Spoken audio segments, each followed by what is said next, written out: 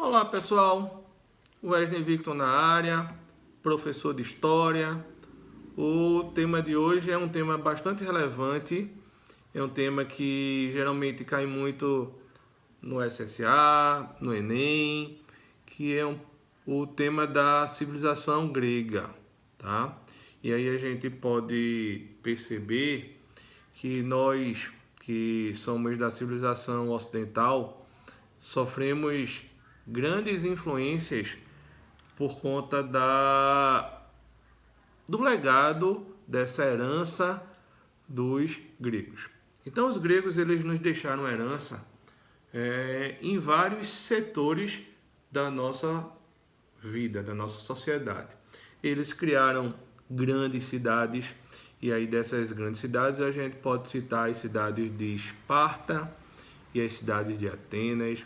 A ideia de o que a gente fala de uma democracia, ou seja, o conceito que a gente tem hoje de democracia é um conceito que vem originário lá da cidade de Atenas, tá?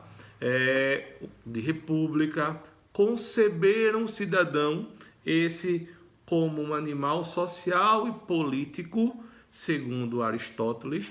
E aí quando a gente fala de Aristóteles, a gente está falando que os gregos foram fundamentais também para a filosofia. Então a gente pode dizer que a Grécia ela pode ser considerada o berço também da filosofia.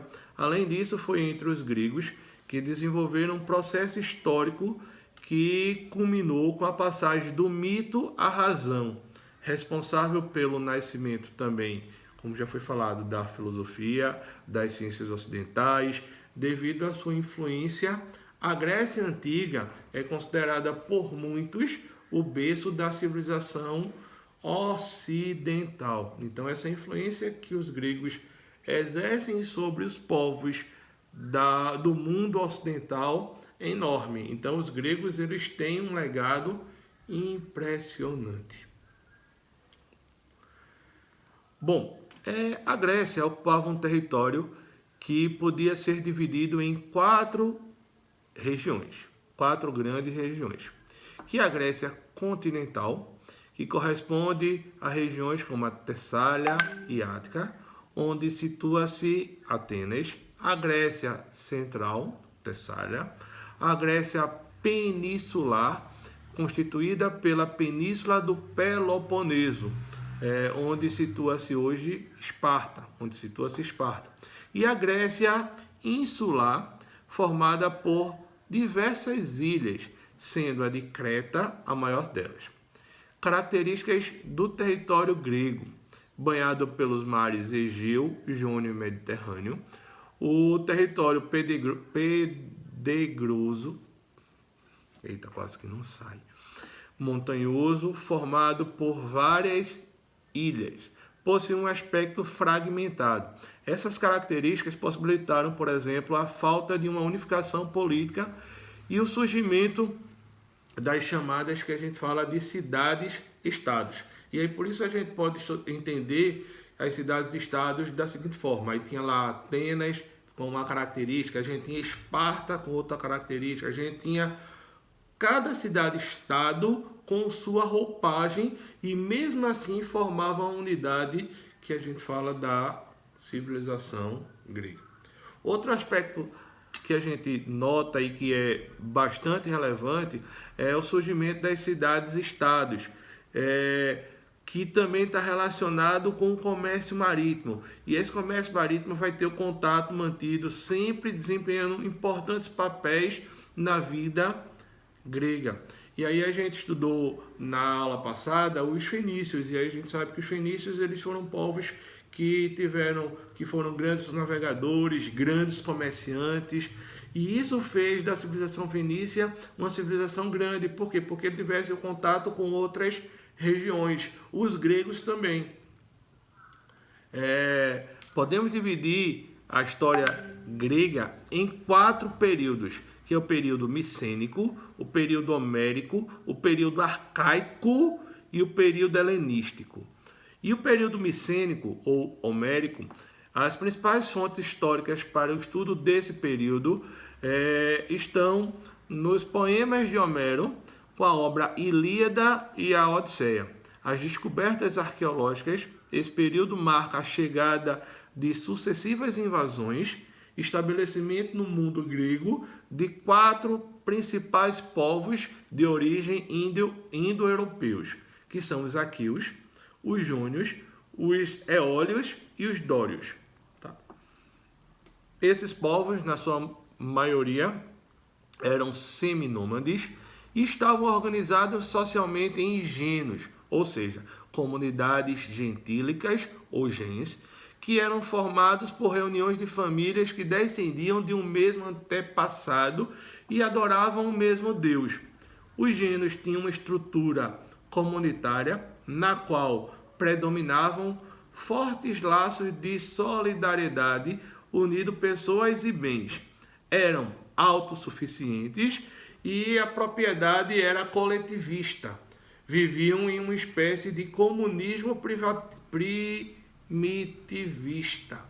E os gênios eram chefiados por um patriarca, que exerciam as funções de supremo sacerdote, juiz e guerreiro.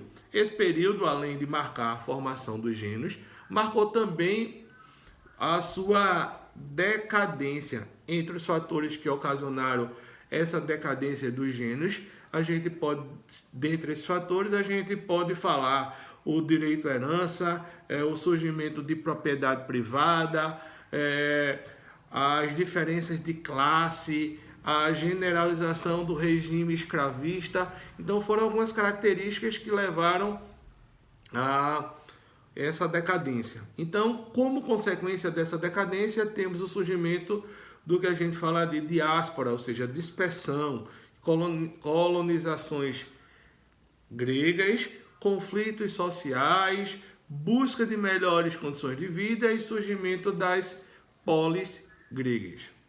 O período arcaico, que é o segundo período, marca a decadência dos gênios e o surgimento das polis gregas, como, por exemplo, temos Esparta e Atenas. A Grécia Antiga nunca foi um estado único, como um governo centralizado para todos os gregos. O que havia era um conjunto de diversas cidades-estados, independentes e às vezes rivais umas das outras. Porém, possuíam identidade cultural, ou seja, eles falavam os mesmos idiomas, crenças religiosas, e eram diferentes dos bárbaros. Esparta era fundada pelos dórios, um estado militarista, praticavam agricultura, regime político fundamentado no que a gente fala de diarquia e oligarquia, e força militar terrestre. E essa estrutura política e administrativa de Esparta fazia com que, por exemplo, uma criança do sexo masculino, ela aos 7 anos de idade, ela é retirada do seio de suas famílias e era entregue ao Estado para a formação de bons guerreiros. E aí a gente pode entender algumas características que diferenciavam, por exemplo, Atenas de Esparta. Por exemplo, uma mulher em Esparta, ela era valorizada. Por quê? Porque ela era a mulher que daria a luz a bons guerreiros, e esses guerreiros que lutariam por Esparta. Já a mulher em Atenas não tinha o mesmo valor que a mulher espartana. Vamos continuar. Então, a estrutura política administrativa de diarquia, 2 reis que governavam sem muitos poderes. A gerúsia, que era um conselho constituído pelos 2 reis e mais 28 esparciatas anciões que tinham as funções administrativas. A Ápela, que era uma assembleia formada pelos mais importantes espartanos, ou seja, que tinha mais de 30 anos, ou seja, então esses mais importantes espartanos, eles também participavam desse processo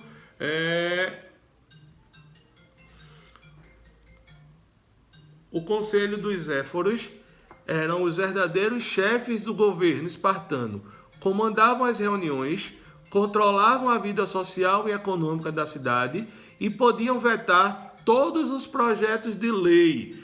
Essa estrutura social dividida entre esparciatas, periecos ilotas. Já Atenas, fundada pelos jônios, ligada à atividade comercial, marítima, militar, educação intelectual, regime político, monárquico, oligárquico, e posteriormente vigorou uma democracia elitista e minoritária.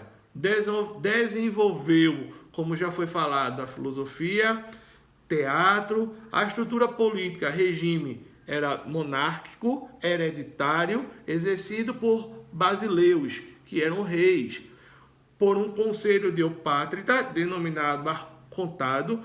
Seus membros eram arcontes e exerciam todas as suas funções. Bom, da monarquia ateniense à república. O primeiro passo foi reformadores. Drácon foi um desses reformadores que impôs leis escritas acabando com as vendetas, guerras entre famílias, e Solon liberou todos os cidadãos, transformando-os em escravos por dívidas. Liberou todos os cidadãos que foram transformados em escravos por dívidas.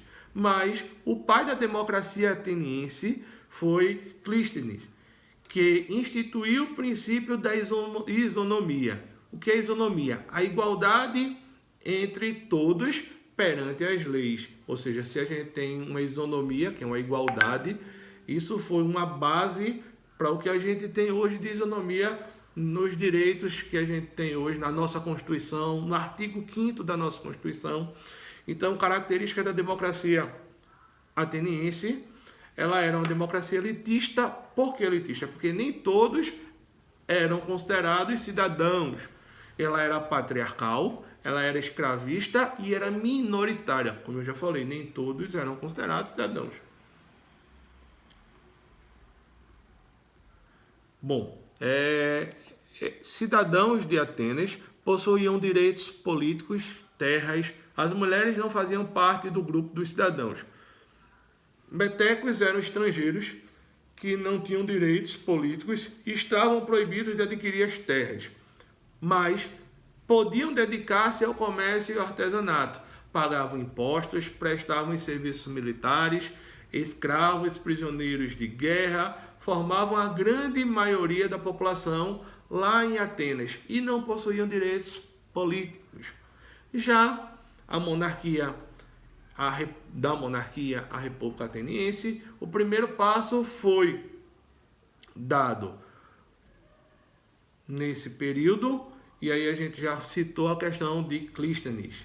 E para a gente finalizar, a gente tem que entender que a civilização da Grécia, ela vai ter um período com o período helenístico, que marca a decadência da civilização grega e a crise das polis, das cidades-estados, em função do domínio da Grécia pelos macedônicos, ou seja, o Império de Alexandre, ou seja, Alexandre o Grande. Esse período marca a expansão militar e cultural dos macedônicos, assim como o desenvolvimento da cultura helenística, que vai ser a junção da cultura oriental com a cultura ocidental lá na Grécia. E aí a gente consegue terminar a primeira parte sobre os gregos. Num próximo momento nós gravaremos uma nova continuação dessa atividade sobre os gregos. Um forte abraço para todos, fiquem com Deus, fiquem em casa e até um próximo momento.